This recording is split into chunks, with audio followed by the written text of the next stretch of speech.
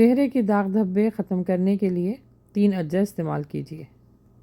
2 चम्मच गाढ़ा दही, आधा चम्मच हल्दी पाउडर, 1 चम्मच शहद। तीनों चीज़ों को अच्छी तरीके से मिक्स कर लीजिए।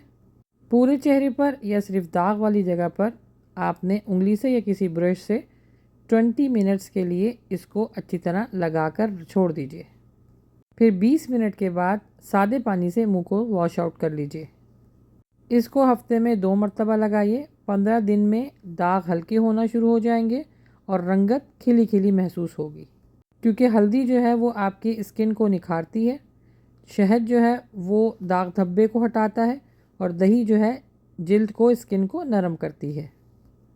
अब जल्दी से इस होम रेमेडी को इस्तेमाल कीजिए और इस वीडियो को दूसरों के साथ भी शेयर कीजिए, सदका जारिया समझ के। इसने वीडियो देख ली, कमेंट्स बॉक्स में अल्हम्दुलिल्लाह लिख कर जाइए।